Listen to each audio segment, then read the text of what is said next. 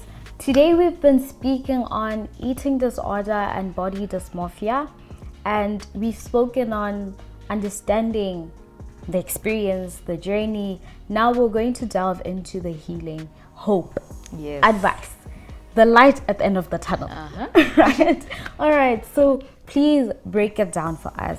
What has the recovery process been like for you? How is the recovery, and have there been challenges that you've been facing as well while it's in recovery? Recovery is very long. It's a long process. I think I'm still in that phase right now because it's years of trauma, like unearthing. Hey, it started off as just deciding to not do something, to not look at the box, to not overthink what you're eating and all these things. And it spiraled as well into learning to accept myself and know that I'm not made imperfectly, so there's nothing too perfect. Of course, take care of yourself, be healthy, want yourself to be healthy, but that also comes from a space of wanting to love yourself and not just be loved by others. Yeah, right now I do still struggle with certain habits and certain, how do I put them?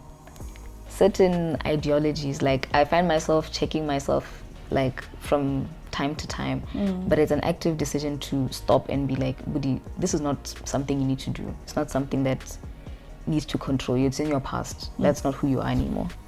Yeah. So what would you say, what helped you rebuild your relationship with food and eating? And Tata, for someone watching at home who also is struggling and going through the experience that you went through, what would you have to say for them? Yo, what a loaded question. The thing that helped me rebuild my relationship with food is time, patience, and grace. Because I can't expect myself to start eating a full plate every single day. But getting over and confronting your fears, because anyone who's going through this will know that there are certain things that you fear, like, oh, sugar and this, that, and the third. So just being patient with yourself and confronting that fear, knowing that it doesn't have a hold over you. It's literally food. In as much as that's not what your mind tells you, objectively speaking, it does not have the power over you because it is just food. It's the fear that's holding you back. And to anyone at home who is struggling with this, give yourself grace. Give yourself a lot of grace and understand that there's nothing too perfect. There's nothing to correct. There's nothing to be perfected about you, but rather about how you view yourself. And I'm not saying you need to perfect how you view yourself. It's all in a journey. We're quite young. We'll get there when we get there. But it's more of, you are made perfectly and you do not need to fix anything. There's nothing broken that needs to be fixed.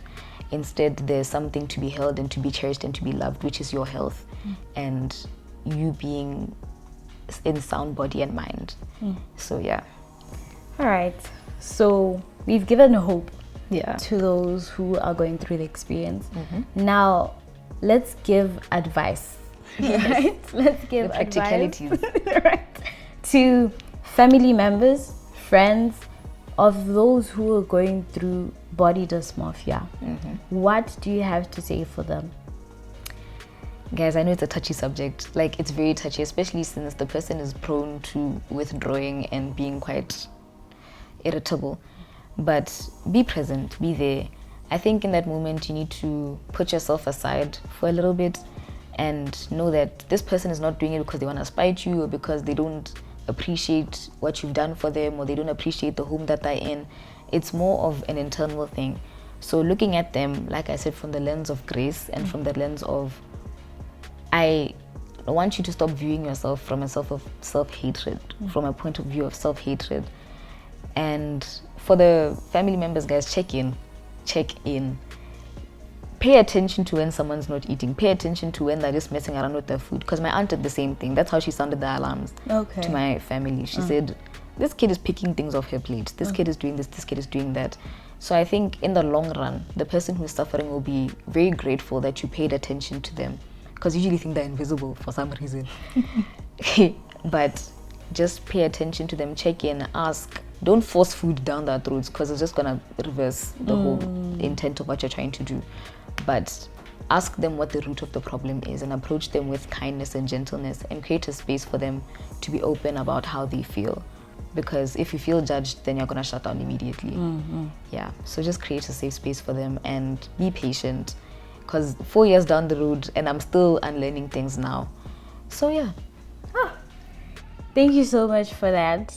I'm sure they've heard. We've heard. I hope so. Right. So today we've learned that body dysmorphia is not a choice. Yeah. Right. It's something you find yourself in, and it's a struggle navigating it. Yeah. Right. So it's something for us to understand that it's not something for us to joke about. Right. It's not something for us to judge, but it's something for us to create a safe space to understand. She mentioned how you're supposed to pay attention, be aware of what someone is going through, be sensitive enough to actually be open to understanding what someone is going through. Just because, hey, we know, hey, you're supposed to eat bohobe jwale rot. I'm so sorry. I'm so sorry. But it's coming from a place of love, it's coming from a place of care, and this is a safe space where we speak on difficult topics, but there's safe and security and understanding that. So body dysmorphia is not something to be scared of, it's not something to judge, but an experience that we all run through. I'm your host, 𝐒𝐩𝐤𝐬𝐬𝐸, and this is Safe Space. Yeah. Bye!